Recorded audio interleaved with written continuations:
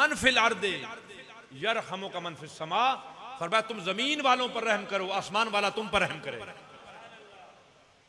हमें चाहिए कि हम एक दूसरे से मोहब्बत करें, एक दूसरे के लिए दिल साफ करें, अच्छे अल्फाज से याद करें। मिसाल के तौर पर मैं कई लोगों के नाम सुनता हूँ, हैरान हो जाता हूँ। नाम और है, पता नहीं बनाया हुआ और है। हमारे इलाके में एक आदमी, उसका नाम है हनीफ, कहते हैं उसे टीटू। टीटू है, क्या कहते हैं? टीटू। एक लड़का है, उसका नाम, उसका भाई मेरा मुरीद, उसका नाम है शहजाद, मोहम्मद शहजाद, उसे कहते हैं कालू। अब वो कहीं मेरी वीडियो भी सुन लेगा, कहेगा जी मेरा तो नाम वहां पे क्या कहते हैं। उसके भाई से मैंने पूछा इसका नाम क्या, उसने कहा जी कालू। और मैंने कहा असल नाम क्या, उसने कहा शहजाद।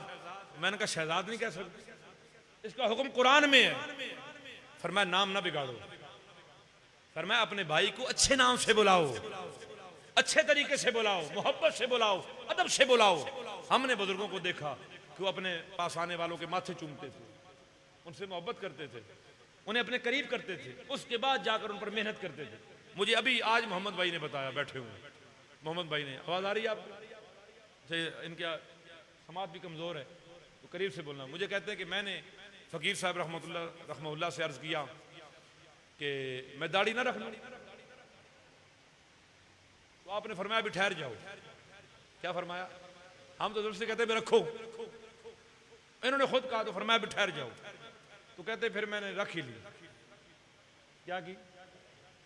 जब मैंने रख ली ना, कुछ दिनों के बाद मैंने कहा जी मैंने रख ली, तो आपने फिर दुआ फरमाई।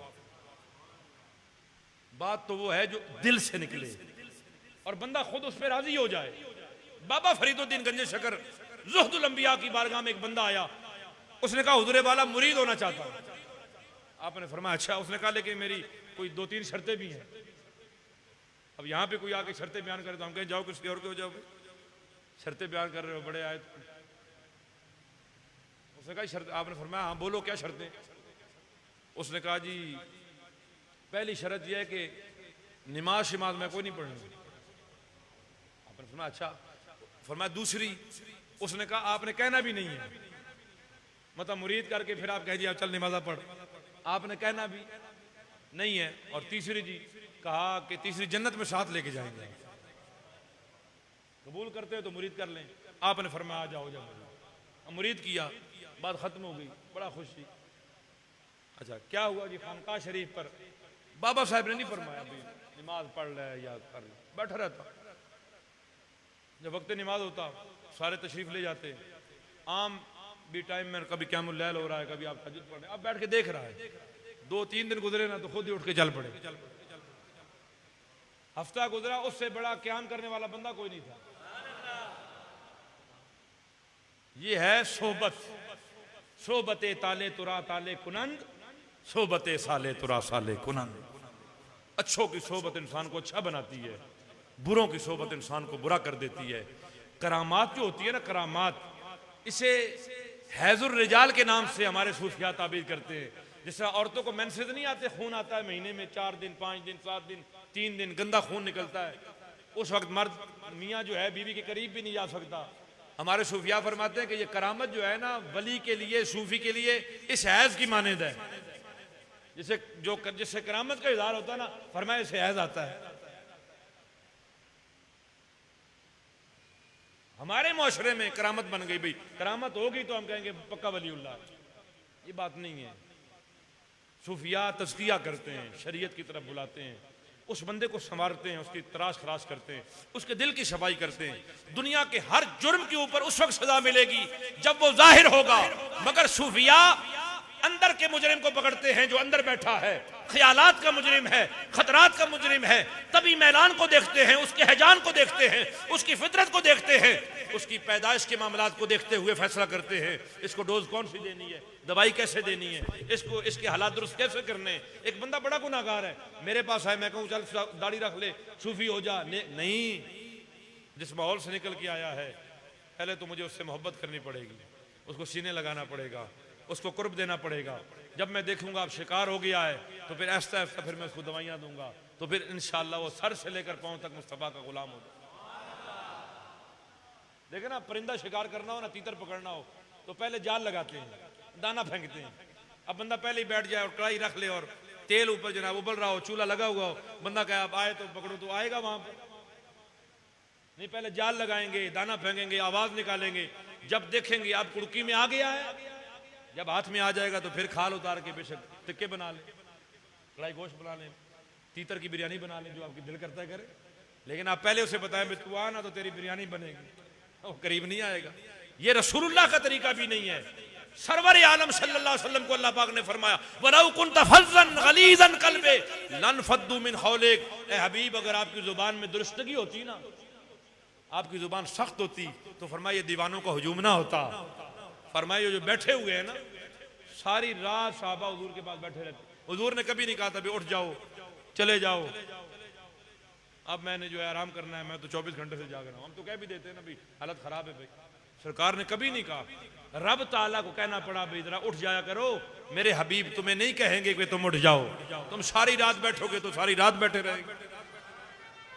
अल्लाह पाक ने फरमाया तो साहबा कि वो आयात नाजिल हुई बाकायदा, उस वक्त फिर हुजूम जो है वो वक्त के पाबंदी करते उठ जाता था। हुजूर इतने करीम थे, अपने गुलामों से हुजूर ने शदीद मोहब्बत की है। हमारे मशाइख रिदवानुल्लाह ताला अलैहिम अजमईन का यही दर्स है, वो इसी मोहब्बत के साथ बंदों को मुस्तफ़ा के दरबार तक और फिर मुस्तफ़ा अपने दरबार से खुदा की बारगाह तक ले जाते हैं। आइए उनकी सीरत पे अमल करते हैं, अपने दिलों की सख्ती को दूर करते हैं, अपनी ज़ुबान को दुरुस्त करते हैं, अपने अखलाक को मुज़य्यन करते हैं। नमाज फ़ायदा देती है, नमाज बुराइयों से दूर करती है, नमाज ख्वाहिशी से दूर करती है। इन्न सलाता तनहा अनिल फ़हशाए वल मुनकर, फरमाया इमाम गज़ाली फरमाते हैं अगर किसी बंदे को नमाज बुराई से दूर नहीं करती और फोशगोई से नहीं रोकती तो समझ ले कि ये नमाज उसे अल्लाह से दूर कर रही है। ये बड़ा गहरा जुमला है, इस पर आपने गौर करना है। अगर नमाजी है ना और बुरे जुमलों से, गीबत से, हसद से, बुग़्ज़ से, कोताही, इन चीज़ों से नहीं बचता ना, दिल मैला है, तो समझ ले कि वो नमाज पढ़ने के बावजूद अल्लाह से दूर हो रहा है, कि उसका दिल सख्त होता जा रहा है और वो ये समझ रहा है कि मैं नमाजी हूं, मैं सजदा करता हूं, मैं तस्बीहात पढ़ता हूं और दिल सख्त हो गया। रब ने उसे अपनी बारगाह से दूर कर दिया है, उसे नमाज का नफा नहीं मिल रहा। हाँ, नमाज पढ़ने के बाद देखे दिल नरम हो गया, बंदों के बारे में मामलात अच्छे हो गए, कोई बंदा अब बुरा नहीं लगता, क्योंकि मैं सबसे ज्यादा बुरा मैं खुद नहीं हूं, मुझसे बुरा कोई नहीं, लिहाजा मुझे कोई बुरा नहीं लगता। जब ये कैफियत बन जाए ना तो समझ ले कि अब अल्लाह ने उसे अपना कुर्ब देना शुरू कर दिया। और जब ये समझ ले कि मैं सबसे अच्छा हूं और मुझसे अच्छा तो यहाँ मस्जिद में कोई भी नहीं है, मैं बड़ा पढ़ा लिखा हूँ, मैं बड़ा मुबल्लिग हूँ, मैं बहुत अच्छा कारी हूँ, मुझे हिफ्ज़ भी हुआ है, मैं हदीसें भी जानता हूँ, मैं आलिम भी हूँ, मैं बहुत बड़ा हो गया हूँ। जब आए ना जी हजरत ये मौलाना बदरुद्दीन इसहाक़ रहमतुल्लाह अलैह, ये बाबा फरीद के दामाद हैं, आपके बारे में आता है कि आपको इतना इल्म का गुरूर था ना, इतना गुरूर था कि आप किसी को अपने बराबर समझते ही नहीं थे। मैं फरमाते हैं जब बाबा साहब की बारगाह में आना देखा एक मरतबा चेहरा है फरीद, तो फरमाते हैं समझ ही नहीं आई। फिर वही बदरुद्दीन इसहाक़ था कि सर पे रोटी का टोकरा होता, हाथ में सालन की बाल्टी होती और आने वाला कोई मिस्कीन है, फकीर है, दरवेश है, जिसका आता पता ही कोई नहीं है, तो खाना डाल के खिलाते और कहते राजी है, खिदमत में कोई कोताही होगी और तो माफी मांगता हूँ। बाबा साहब ने मेरे ड्यूटी लगाई है बंदों को, महबूबे इला महफिल शिकन है, निजामुद्दीन महबूबे इला देलवी शेखुल मशाइख, हमारे सरों के ताज, हमारी आंखों का नूर, हमारे दिल का सुरूर, हमारे सीनों की ठंडक। आप फरमाते हैं कि महफिल शिकन थे दिल्ली में, उलमा आपके सामने जम नहीं सकते थे, बैठ नहीं सकते, इतने दलाइल। फरमाते हैं जब बाबा फरीद साहब के पास आया ना तो एक तो आपने मुझे देखा तो फरमाया ए आतिशे फुराकत दिल हा कबाब करदा, सैलाब इश्तियाकत जहां खराब करदा, ओए तेरी मोहब्बत के फुराक ने तो हमें घायल करके रख दिया है। वो कब से तेरा जानते नहीं थे, मोबाइल का दौर तो नहीं था ना कि व्हाट्सएप पे तस्वीर गई हो भाई ये निजाम है और ये फरीद है। ना बाबा फरीद ने निजाम को ज़ाहिरी तौर पर देखा और ना ख्वाजा निजाम ने बाबा फरीद को ज़ाहिरी तौर पर देखा। महबूबेला फरमाते हैं एक कवाल आया, अबू बकर नामी कवाल, वो जब दिल्ली में आया वारिद हुआ, मैं बैठा था अपने उस्ताद की बारगाह में, उसने कहा मैं